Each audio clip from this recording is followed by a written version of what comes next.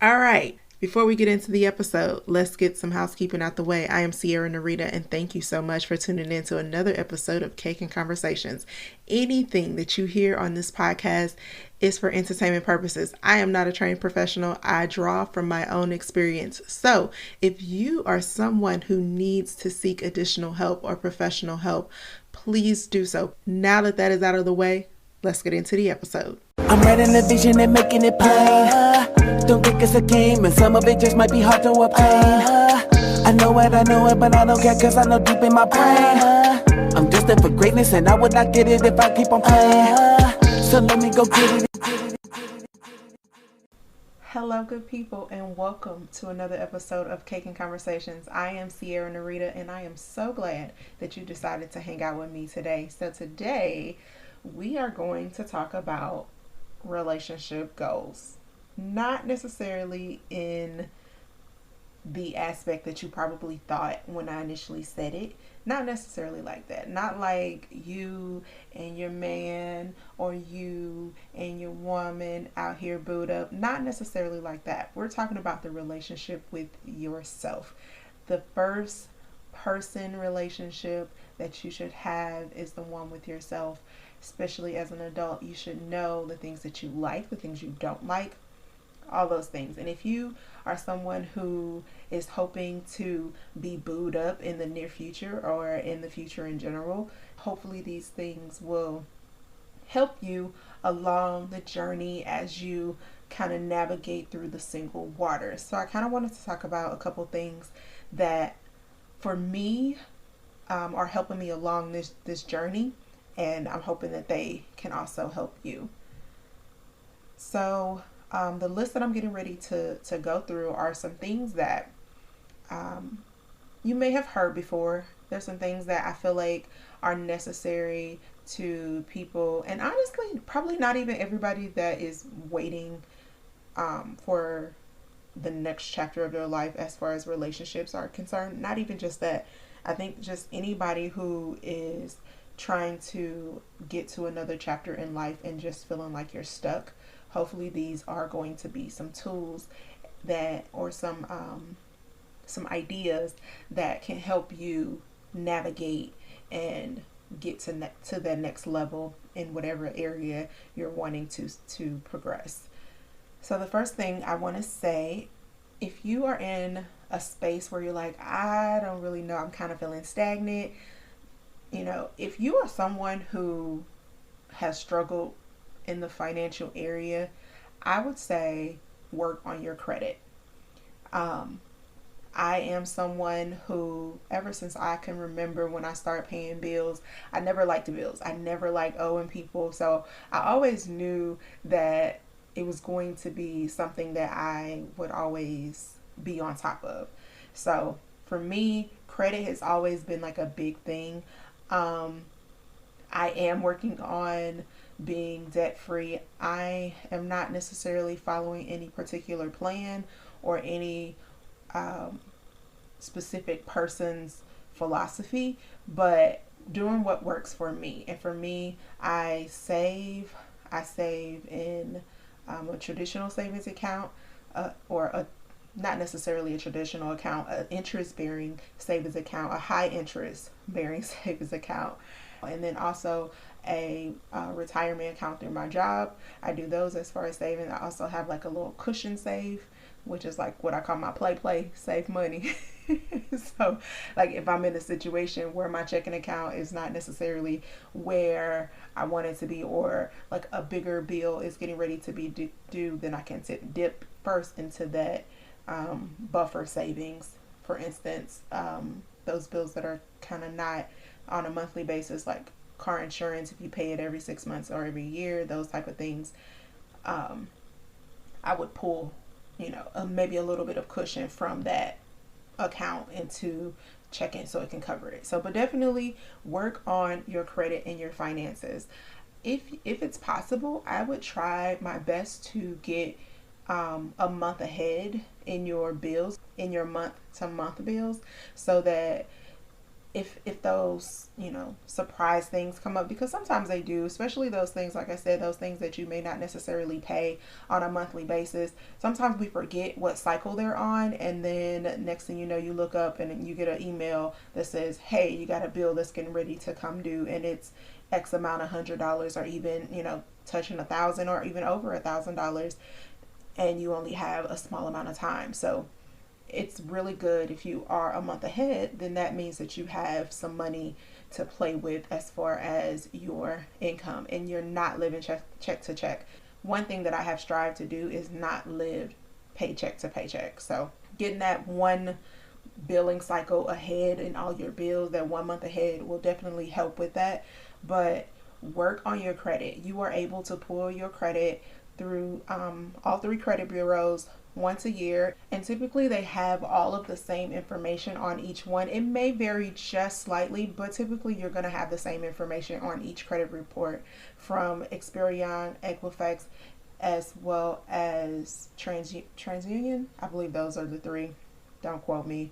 I probably should know the exact names, but the three credit bureaus you're able to pull your credit from once a year, every year. It's a federal thing. You can go to those credit bureau sites and get them pulled. Make sure that you are actually on the website, because there is a lot of identity theft that happens, and unfortunately people target these sites as well. So pull your credit report. Like I said, they should be very similar, maybe some small variances, but for the most part they'll be the same. So what I would recommend is pulling one every 4 months. So in January, maybe you pull one, and then 4 months later pull another one, and then 4 months later pull another one, and kind of cycle it like that. That way you're only pulling from one service a year, but you're getting your credit report 3 times within the year. So work on your credit and your finances. And if you're in a position to where you may not, the ends at the end of the month ain't meeting, then maybe look at your finances. You may need to actually establish a budget to get yourself on track, because it's so amazing how I've done budgets for people in the past where I sat down, we talked about we pulled out all of their finances, and it comes to find out that they were spending hundreds and hundreds and hundreds of dollars just on eating out. If you actually know where your money is going, then you are better able to manage it. It's very easy, especially with food, it's very easy to allow your food budget, or the amount that you're paying on food, to just increase, and you're not paying attention to it, because it may not necessarily be lavish meals throughout the month, but it could be, a trip through the drive-through here and there, and those things add up as well. So work on your credit. The next thing that I would say, right now in your single state, and just in any area of life that you're in, develop those solid friendships. Pour into those relationships that really mean something to you. Spend quality time with the people you love, those people who love you. Pour into those. There will never be a time where you should not pour into those relationships that are meaningful to you. There will be times when you aren't necessarily doing as much as you have, or times when you are doing more than you would have. Those times will come. There are going to be hills and valleys, but definitely make sure that you are pouring into those relationships that you see as quality relationships, those relationships who, and those friendships of people around you. Not only those, there's family, family falls into that category as well. And I honestly am not of the belief that every single person that you are related to is inside your inner circle. That is not my philosophy by no stretch of the imagination. There are people within your family that you have to love from a distance, and I understand that. But what I'm saying is those quality relationships, those ones that truly mean something to you, those ones that are edifying, those ones that when you are down, you're able to be picked up by these people and you are able to do the same thing for them. Pour into those relationships. So be intentional about the time that you dedicate, be intentional about the time that you spend with these people, because ultimately these people are going to be the ones that are there for you in your low points and in your high points. Because the thing is, even we don't realize it, but we need people when we're on top just as much as we need people when we are low. So develop and pour into those friendships and make them solid. Like, allow them to be set on solid ground, on a firm foundation. And then, you know what? Date yourself. Find out what it is that you like. You know, dinner and a movie is a cool date, but there's so much more that you can do. Museums, parks. Do you like live music? Do you like outdoors or movies outdoors?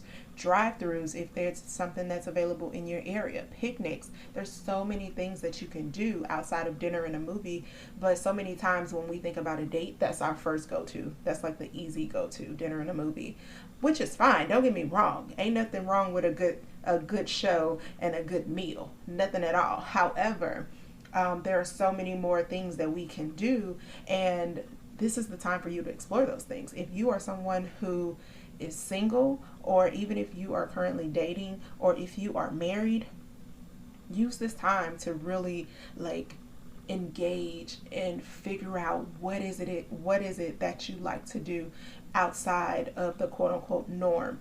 Go to a history museum. I know that in St. Louis, where I'm from, St. Louis, Missouri, there are so many free things to do in the area. Down in St. Louis City, especially the Forest Park area, you have museums, you have outdoor activities, you have so many things that are available. You have musicals, you have plays.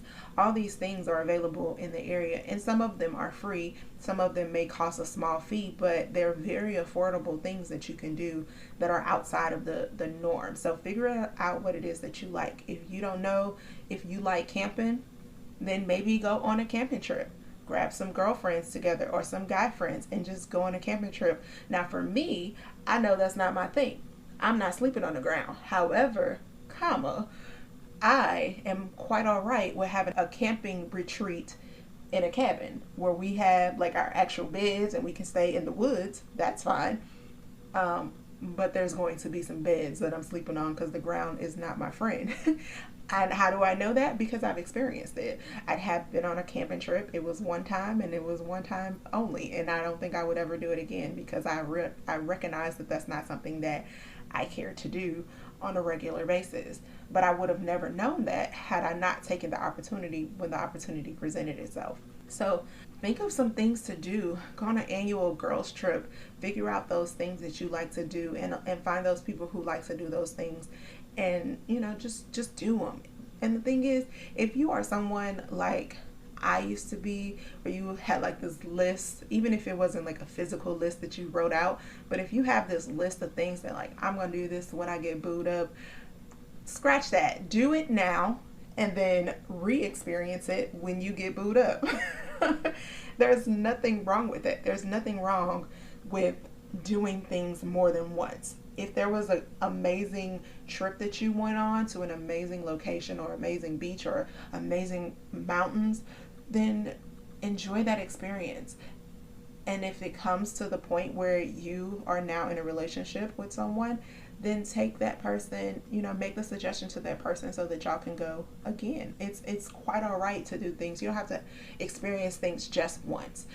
Most of the time, I honestly, those places that I've visited multiple times, or those experiences that I've had potentially more than once, and by experiences I've had, like when I went to Colorado. The first time I went to Colorado, I went to Vail, and it was in the mountains. It was gorgeous. We rented a cabin.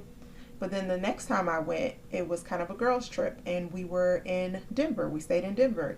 Still, two amazing trips. The same state, very different things. So it's very possible to do the same thing multiple times and have different experiences, especially if you're doing them with different people and sometimes with the same person or people, if you are open to new adventures and ideas. So definitely get out there and figure out what it is that you like to do and do it. The next thing I want to say, and I want to encourage people who are feeling kind of stuck, if you're stuck because you feel like you've been in this single state for too long, or if you're kind of in a rut and you just don't know where things are going with you, financially, career wise, education wise, whatever it is, I would encourage you to get involved at work. Now, coming from me, this may be a bit interesting. If you don't know, many probably don't. I am not someone who takes work home with me. I am a person that when I am off work, I am off work. I do not want to do anything that has to do with work when I'm not working, when I'm not on the quote unquote clock. When I am after hours, I don't want to, talk about work for real. Like, I am someone who I can leave it all at work, period. There are times when I do talk about work situations and things that happen in work, just because, think about it. We spend a lot of time at work, especially if you are working like a full-time job and like a 9 to 5 situation. This is a significant part of your life. It's like kids going to school. When kids are in school, they talk about school a lot because they're there, more than a third of their day, and then another third they're spent sleeping. So you're going to talk about work. Work will come up in scenarios and situations. Even with that, I think that it's very important to get involved at your job. Get involved in your career. Become a part of a team. Help build your resume in some kind of way that you may not necessarily have known was possible, and develop work relationships. Remember that deals for work are typically made after hours. These things are typically made outside of those normal business hours. So if you are somebody who is looking to excel or climb the corporate ladder or just move into different positions, you may want to consider opening yourself up to being more available to do things with coworkers, with those people who may be in positions of authority, even if they're not your direct supervisor or something like that. Get your name in front of people who are able to make decisions. And that way, when something comes up, if they have a relationship with you or they feel like they have a personal relationship with you, then they would think about you when certain situations come up, when certain positions come open. They'll be like, hey, you know what, Ciara, I know that she would be a really good fit for this. And they will lobby on your behalf for these positions and these salary boosts because they feel like they have a relationship with you. Now, I am not saying by no stretch of the imagination that you have to tell all your business. That's not what I'm saying.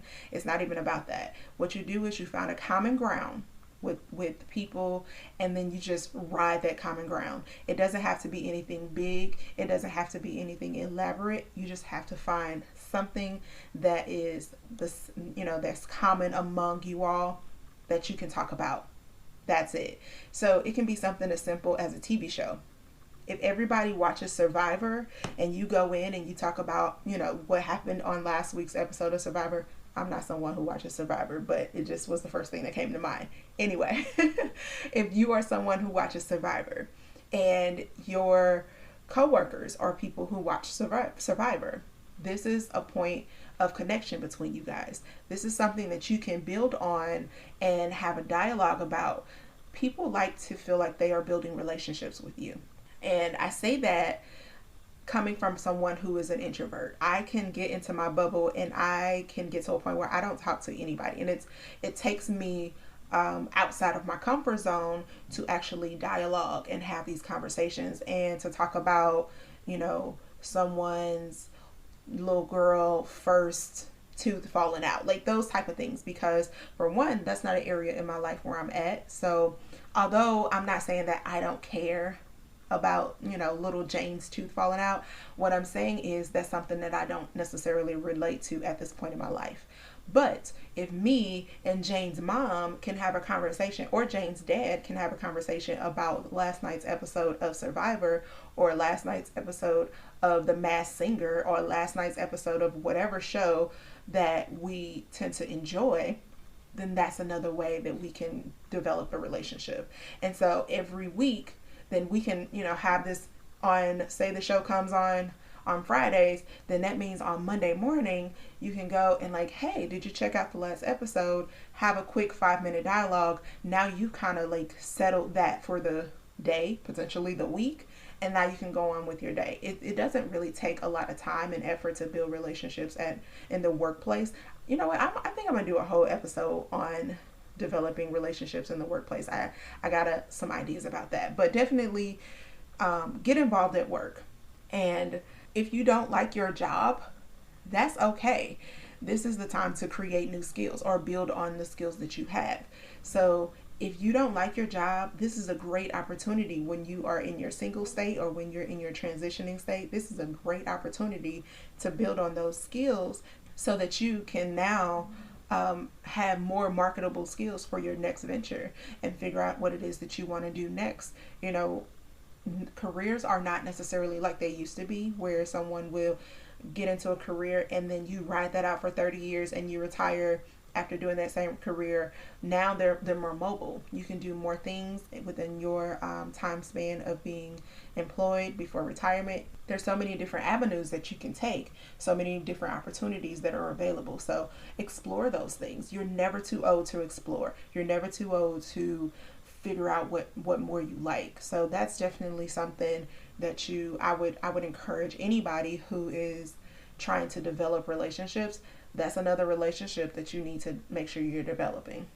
And as you develop those relationships at work, you in turn continue to get to know who you are. So the last thing that I'm going to offer up as a way to develop your relationships with the people around you and yourself is to volunteer. Now, when you want something that will take some time, when you want something that can really get you to the point where you are tired, volunteer. And that's not to say that every volunteer opportunity is going to be like that, because it's not. Most volunteer opportunities are maybe going to take a couple hours of your time, not even necessarily on a weekly basis, not necessarily on a monthly basis. But if you establish a relationship with an organization that has opportunity to volunteer, then first of all, you will get to know the people, the staff that work there. So that's another networking opportunity for you. Goes back to the getting more involved at work. I know it's not really your work, but it's networking. And you will also get to know the people who are being helped through your volunteering. So, quick story, I have volunteered, myself and my children have volunteered several Christmas days. And that's intentional to volunteer on Christmas Day, because I don't necessarily do Christmas in the traditional sense. I don't do gifts. I don't do like the tree and all of that. I did when my children were younger, but as they've gotten older and we really start to recognize the true meaning of Christmas, it's just not something that I'm interested in doing. And it was a headache to put that tree up and take it down, honestly, because although my kids was like all gung-ho about it, it would end up being me, and I just don't want to. But so I'm not someone who does Christmas in a traditional sense. However, even when I used to, I would make my kids wait to open up Christmas gifts until after we came back from our Christmas morning volunteering. So we have volunteered in several places, but this one particular location or this one particular organization, we have volunteered multiple times on Christmas Day, Christmas morning, in different capacities. And when I tell you, every single year that we have went has been an experience. You meet so many different people, you hear different people's stories, you learn so much about how you are so much like the next person, even if your current situations are not the same. So if you really want to get to know more about yourself, Open up yourself to volunteering, and you will definitely see a different side of yourself. And honestly, volunteering is just like a job. So, not every volunteer opportunity is going to be something that you would excel at or you would be interested in. Um, I have volunteered with children. I have volunteered with adults. I have volunteered with homeless people. I have volunteered in soup kitchens in all type of in several capacities. And some of those were amazing. Some of them were not. And I have not gone back to the ones who were not necessarily for me, but I have still volunteered with these different organizations in other capacities. So definitely volunteer, and you will get to know who you are. You will get to know new people. Now, this is enough to probably last y'all a lifetime. This is probably enough information to really get to know who you are as far as developing a relationship with yourself, get to know who the people around you are, as far as developing relationships with the people around you in your community. Whenever you are someone who is looking to link up your life with another person, meaning a relationship as far as a romantic relationship, you definitely need to be in a position and a space where you know who you are. And all of these ways that I've just outlined, these are all ways to get to know more of who you are. These are different ways to tap into different areas of your life or different areas of your abilities to increase your knowledge of self, from working to volunteering to interacting with coworkers to dating yourself. All of these things are going to be ways to continue to develop the relationship that you have for yourself, which is honestly one of the most important relationships outside of your relationship with God. It's going to be one of the most important relationships, because if you know who you are, then you're less likely to link up with people and opportunities and things that will not necessarily fit your current or your future lifestyle. There is definitely beauty in every season, and there is always going to be room to grow. Remember that. Remember that anytime you are in a situation where you're feeling like you are stuck, when you're in a situation where you're feeling like you are not moving forward, that you're not succeeding at something, remember there's always room to grow, and there is always going to be a lesson to be learned. All right, guys, so I appreciate you hanging out with me today. Thank you so very much for tuning in. I will talk to you soon.